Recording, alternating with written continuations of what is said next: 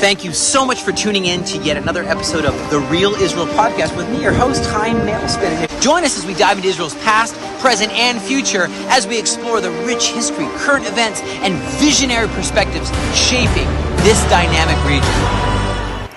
Good to see you. Thank you so much, Eyal, which means deer, right? Yeah, like a deer. Or forest, like the meaning in the Bible. In the Bible. Yeah. Is what in the Bible? Forest. A forest? No, forest, like forest, strength. Well, thank you so much for welcoming us to your home and to share in this Real Israel podcast. And we have these episodes where we meet the real Israel. So many people on social media, on cable networks, they're just pushing a narrative or an untrue picture of what Israel is, why we're defending this land, how we love peace. And so meeting the real Israel and people like you is very helpful for those people who maybe never came to Israel.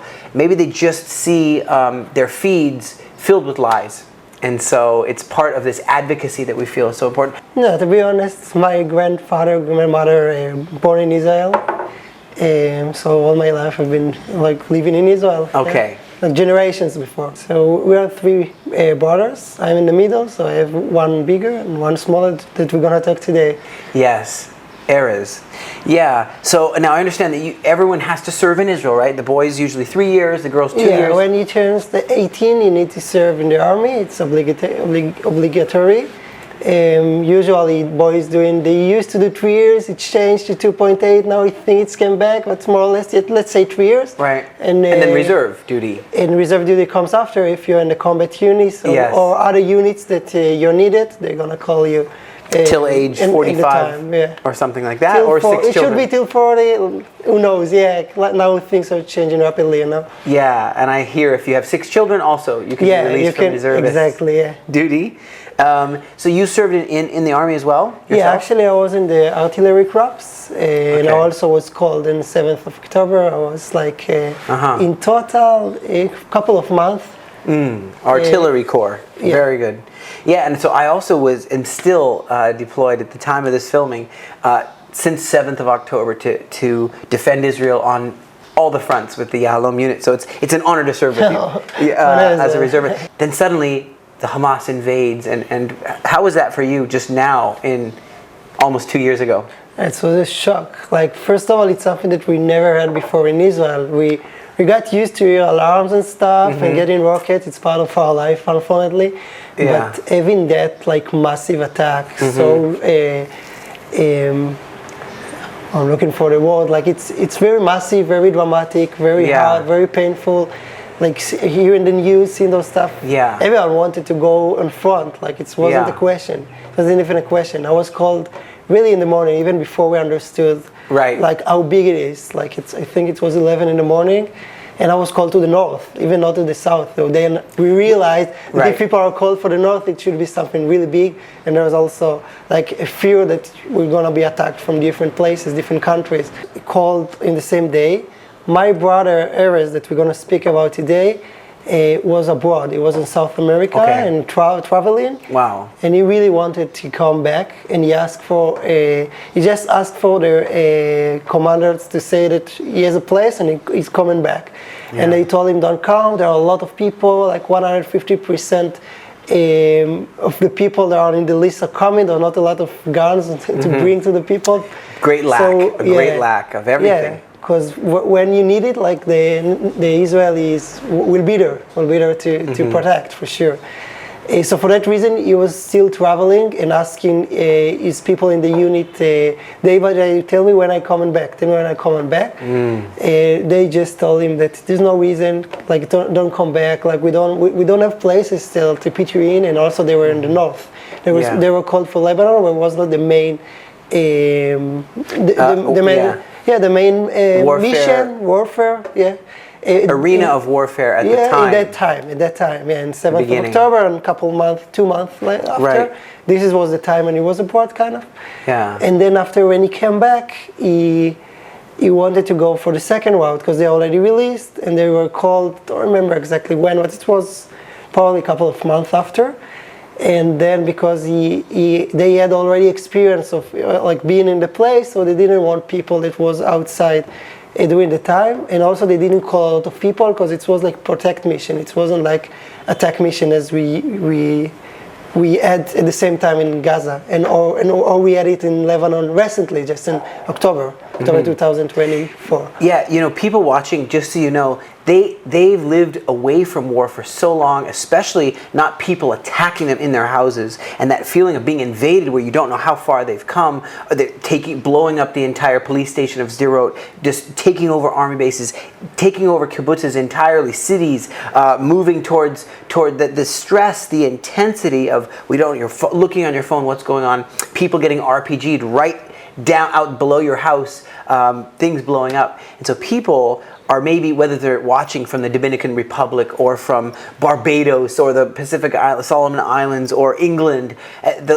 or America, they can think of like, well, there's the Korean War, it's far away. There was the Vietnam War, far away. The Iraq War, Afghanistan, it's kind of far away.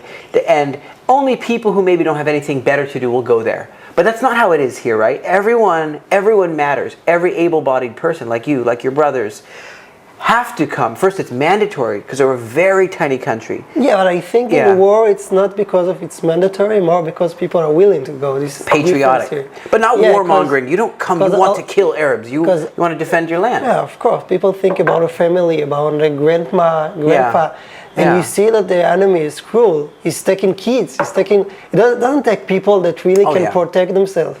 So when you understand you need to protect the family, there's no way to stay behind. This is what led my brother instinct for a year to get back to the unity, to this unit. His unit, yeah. And just after like almost 1 year, just in the third round, he found a place because also his team was full, like all the places were taken. And then after instinct so much, they found a place in the Chapak, like in. Right, it's the command and control of the operations. Exactly. They found a place for him. They trusted him from the stories they heard, and also from the it's not interview, but the way he spoke with them in the phone, they got impressed. They said, okay, there's someone trying for a year to get back.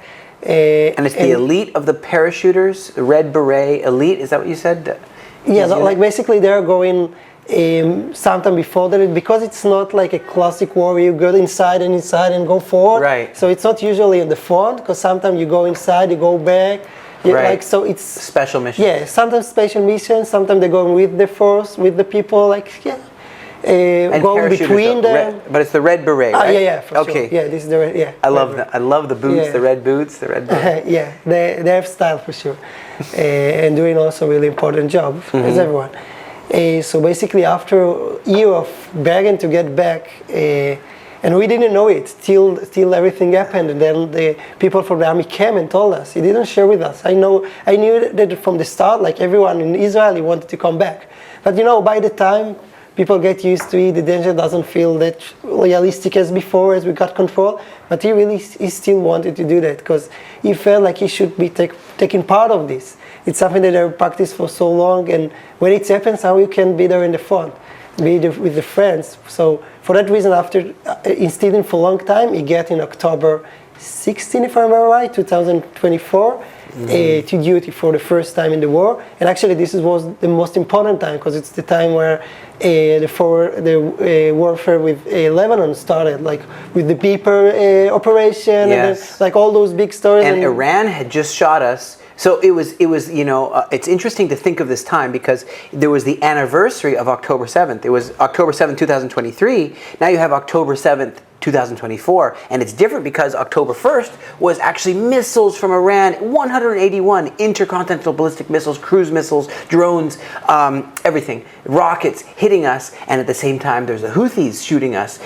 Feels like it's the end of the world. Yeah. And the stars, I remember, it looked to me like the stars are falling from heaven because they were hitting, not like just being shot out of the sky. They were hitting Haifa, hitting in the desert bases and Ra'im base, and it was so scary. Did you or your brother have this just moment where you say, "Oh my goodness, it is"? I mean, I'll just list some of them. They are equipped with short-range rockets in the Hezbollah, 150,000, they have Katyushas, Fajr 1, Falak, that goes 10 to 11 kilometers, the medium-range missiles, Fajr 3, Fajr 5, Ra'ad 2, the Zelzal 1, the Fateh 110. This is 300 kilometers it can shoot. 300 kilometers, it can hit anywhere in Israel. And the Scud missile, 700 kilometers, all kinds of anti-tank missiles from Russia, all supplied by Russia and Iran. The air defense systems, the SA-7s, the SA-18s, the naval capacities. Our boats, our WASP boats, would get shot if they tried to go close. With the Yachnot, with the C-701s. This is very intense, almost feels scarier in ways than Hamas, Islamic Jihad, Jabhat al-Nusra. I think if you ask about the society, probably people hate more Hamas because of the history and because it was really constantly, like every 2 years you hear from them, the rockets, they don't let you live normally and peacefully. In Lebanon it was a different case because it's a country in the end of the day, so they have more responsibility. Hamas doesn't care even it's about the people there. In Lebanon it's different, but just because of that they had a lot of time to get armed and there were much. If you ask a soldier, it's much more scary to go to the north, probably because of their ability. It used to be. Now we're talking about a couple of months of a lot of operations and success for Israel. But before that, it was much scarier to go to the north, fighting them with their ability numbers than against Hamas. It even feels they're a little bit fractioned in Gaza, a little bit, because Hamas, then the Izz al-Din al-Qassam, is the al-Qassam brigades, they're kind of a little different force. They had hostages and they didn't really talk to each other. And then you have the Jabhat al-Nusra is a little bit different, the al-Nusra force. And then of course you have the Islamic Jihad. Also, they weren't talking to each other really, and it's a very small place, Gaza. But they're very organized. They have orders. They have the Radwan force, which is like 2,500 fighters who were so elite trained in Afghanistan, in Syria civil war, trained by Iran, best snipers. Were you worried about just the sniper capability, that they could just, from far away, just... So in my case, as artillery crops, like this is, we were far enough from the snipers, but of course you have the bombs and you have the rockets. Yeah. That this is something that like you worry about all the time you're there. You go with the helmet, you go in with the stuff, you need to be prepared like... Ceramic vest. Yeah, exactly. Like you don't have, it's always there. Because you don't want to risk yourself, you don't want to, you don't want to give them any wind, so you need to protect yourself and be alert for sure. And just for my brother, I guess, going inside, it's a different story. Yeah. People that go inside, they have to fight for all those things that you just mentioned. And it's a different scenario, of course. You need to be brave to do that, for sure. You need to understand the importance of the mission, because it's not something trivial going out from your day-to-day life and understand you go to do this. So, I mean, for us, it's became trivial, but if you think like a broader kind of point of view, it's crazy that people walk in. My brother, walking in. Yeah, my brother used to be a developer in a company, in program. Right. Like one day he's doing the computer stuff, going to eat lunch in Tel Aviv or whatever in like a proper city, and the day after going to a combat layer. It's a radical change. It's the people's army. It's really governed by the people, for the people, and we have to all defend. Even the girls have to. But I want to ask you this today on Memorial Day for the fallen soldiers. Were there times that you and your brothers and your family would go to grave sites in the past years, like today, going to like Mount Herzl, or did you ever go to any other people that you knew in the past that had fallen and give them a memorial service? So first of all, as a soldier, you always need to be sent to a place to give respect, to go to family. Usually you go to those from Yom Kippur and Old Wars where the family, unfortunately, there are not a lot of family, because we're talking about like 50 years ago. So then usually they send soldiers to fill this space. After I came to support some friends, no friends or no family, until the story of my brother, I didn't know a close friend that is not with us anymore. So I was lucky till last couple of months. So I didn't have like a close family to go and support, but to support friends that were in combats and lost their friends. It's so strange that everyone either has someone in the Holocaust that they know, because Jewish people are a small amount of people, and 6 million smaller that would have all had children.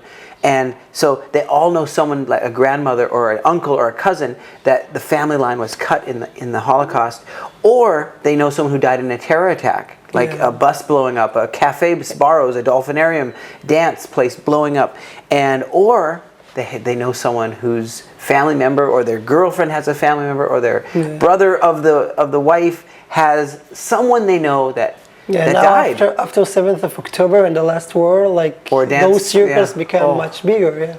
Now everybody, I think now everybody, massacred.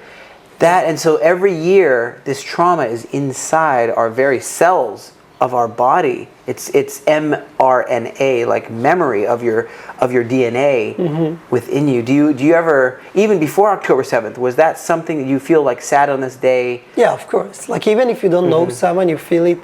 First of all, it's like there are national rules about putting music, open bars. Like it's something national. You feel it. I can tell you that now from my side, that I lost my brother. I feel that this day is more for the national than for the family themselves, because we have to deal with it every day. Yeah. But this is kind of a stop in a country level, which could be something like respectful, I guess. Like everyone stopped. It's not a normal day. You don't see people putting music. You don't see people celebrating their hometown.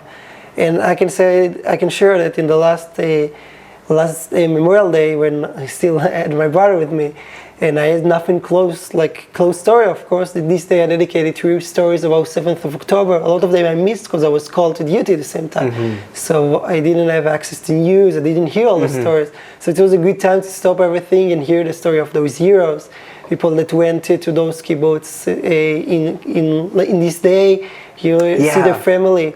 Parachuter unit, elite force. Again, what was it called? They were with 226 unit, 226 division, and your brother was with. You said a parachuter elite unit, and so they were deployed to Lebanon, to the Labune village, which was a big Hezbollah. He was in El Daiseh also. El Daiseh, and to be honest, I don't remember all the villages, but they have a really important mission. They were sent like with Lebanon. I don't know if the viewers know about the last year what went on, but basically it was a long time that it was like in a small fire, let's say. Like they shooting, we shooting. Like we didn't kill it from.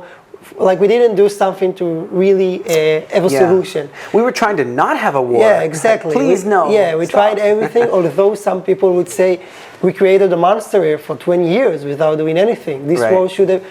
Where it's never a solution, but sometimes when you're living in the Middle East and your enemy just want to kill you, as long as you let them grow, you will get this problem bigger, just like happened in 7th of October.